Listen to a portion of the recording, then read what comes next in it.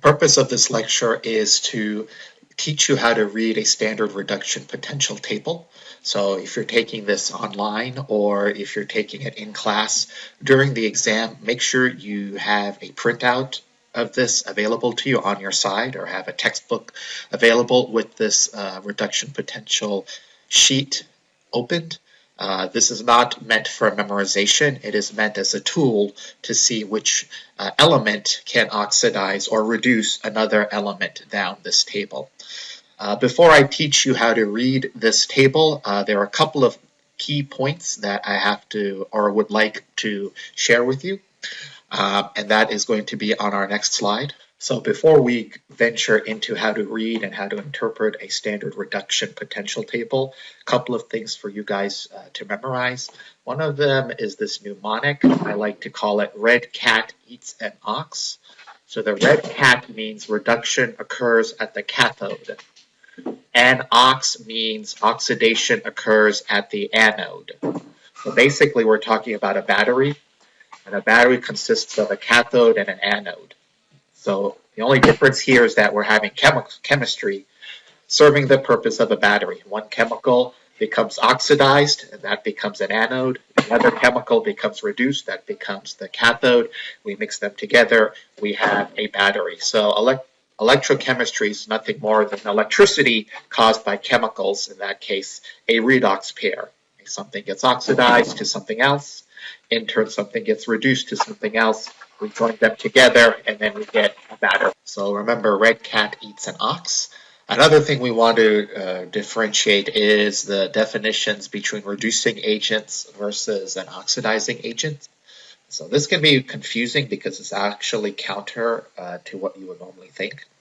So remember, a redox reaction is just the give or take of electrons. So you literally need a partner, henceforth called a redox couple. So let's say we just have, hypothetically speaking, a person A. Okay, we'll replace it with a chemical. The person A is going to lose 2 electrons. It could lose 1 or 3 or 4, but in this particular example, it's losing 2 electrons. Okay, by virtue of this person losing or giving away 2 electrons, it has attained a charge of +2. So we call that oxidized. This person has been oxidized. If you remember Leo Ger, lose electrons, oxidation, gain electrons, reduction. So person A has been oxidized. Here we have 2 electrons, so it needs a couple.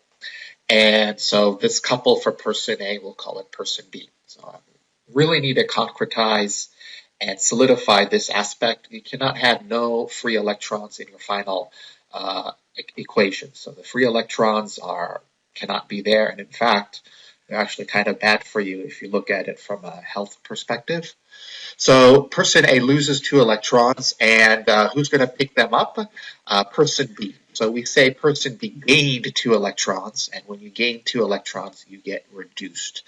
So now comes to the definitions: reducing agent versus oxidizing agent. So again, this is kind of counterintuitive. Person A and person B are a couple. We'll call them a redox couple. But we will classify person A, which gets oxidized, we will classify person A as a reducing agent. Now, this is the reasoning behind that. Person A becomes oxidized by losing 2 electrons, but it is the agent that causes the reduction of person B, its couple. So henceforth, we will call person A reducing agent because it is the agent that causes its person B, its couple, to become reduced. On the flip side, let's look at it from person B perspective. Person B picks up 2 electrons. Remember, if we gain electrons, we are reduced. So person B is an oxidizing agent. It itself, person B, gets reduced. So an oxidizing agent, person B, is the agent that causes the oxidation of its couple. And that couple here is person A. So let me repeat this one more time. Person A is a reducing agent because it is the agent that causes the reduction of person B, its redox couple. And person B is the oxidizing agent because it is the agent that causes the reduction of person A. So the oxidizing agent gets reduced. The reducing agent actually gets oxidized. You have to think about it in terms of that perspective. Okay, and of course, the net of all of this, the combining an oxidation half reaction with a reduction half reaction, you're going to get this equation. Okay, no free electrons. So that's something you're really going to have to know. No free electrons in your final answer. And the net effect here is person A gets oxidized, takes the +2 charge, losing 2 electrons. Person B in yellow gains those 2 electrons. It attains a charge of -2 by virtue of gaining those 2 electrons. So now let's go to the actual standard reduction potential table. So there are several things that are noteworthy here that need to be discussed. And if this was an actual lecture, I would take a significant amount of time discussing this. Some books actually call this the activity series because it tells you which metals or nonmetals are more active in its capability to reduce something or oxidize something versus others. So first thing here, I guess I'll just summarize this in major points. The first major point here is the word standard. Okay, so these are standard potentials. Potential is just a fancy word meaning voltage. And so standard reduction potential should tell you that it's under standard state. So standard state conditions are typically 25 degrees C. If you're talking about something aqueous, normally 1 molar. And if you're talking about a gas, 1 atmosphere of pressure. So a very, very specific set of conditions for which these potentials were calculated. Again, this is all under standard state conditions. Be aware of problems where you have to calculate the potential under non-standard state conditions. That's a whole different ballgame. You'll have to use the Nernst equation, something else. But this is all calculated under standard state, so we call it E naught. E naught. Okay, so that's the first major point that we're looking at standard state values. The second major point here is that the key in on the word reduction. So all of these are reduction half reactions. So all of these are half reactions, reductions specifically, that involve the gaining of electrons. So you see here Br2 liquid gaining 2 electrons to become 2 Br minus, and that is accompanied by a positive voltage of 1.07 volts. So that's the second key point here. For every reduction reaction, we need an oxidation reaction. For every oxidation reaction, we need a reduction reaction. Okay, one needs the other. Okay, these are couples. What you're only seeing here in this table is 1/2 of the oxidation reduction pair, and that is specifically reduction. And if you remember, red cat eats an ox. These are all the cathodes in the half reaction. So these are all reduction half reactions. And the third main point here that I'd like to tell you is the signage. So a positive voltage tells you something is a go. When I say something is a go, it means it is spontaneous. It's going to move forward.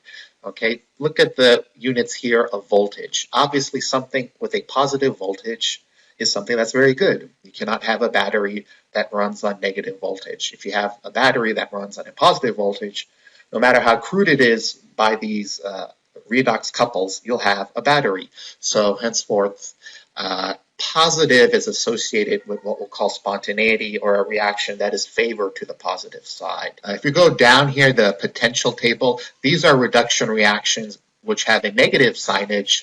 That is something that is non-spontaneous. So we, as an example, we will not expect Pb plus 2 gaining 2 electrons to become Pb solid. Minus 0.13 volts associated with that is not something we would expect to happen.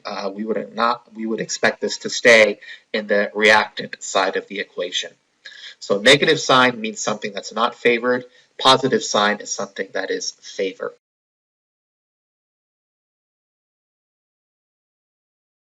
Now, here's our next main point here. The next main point here, I believe we're on point number 4.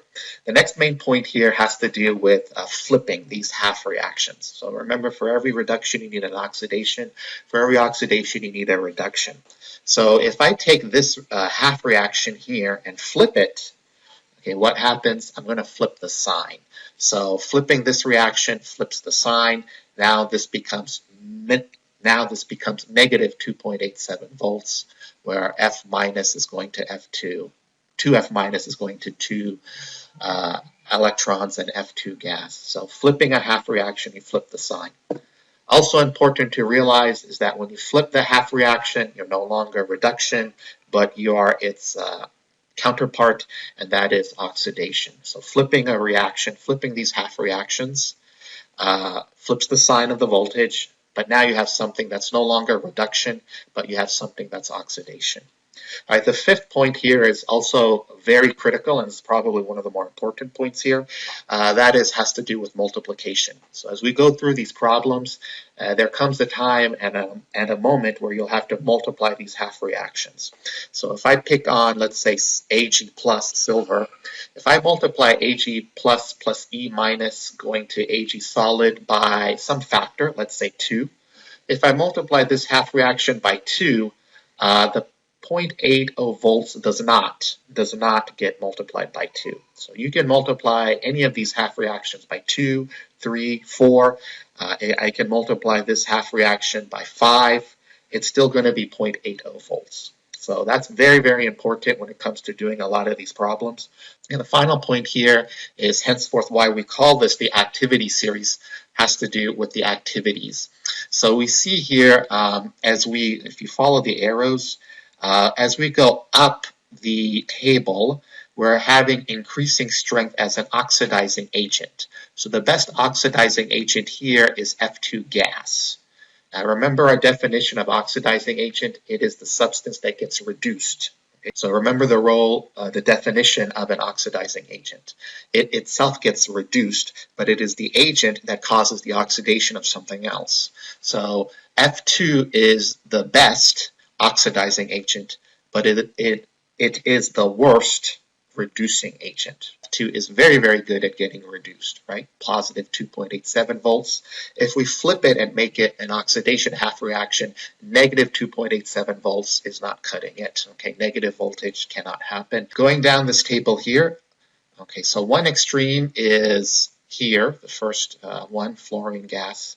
Let's go to the opposite extreme, lithium ion. So lithium ion is the weakest oxidizing agent. So it is something that is not good at oxidizing something else. Okay, but it is very, very good as a reducing agent. It is something that's very good at reducing something else.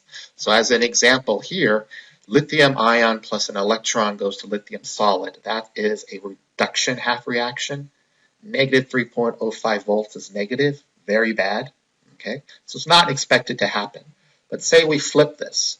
Let's say we flip this half reaction, we flip the sign, we have a half reaction where lithium gets oxidized to lithium plus and E minus, positive 3.05 volts.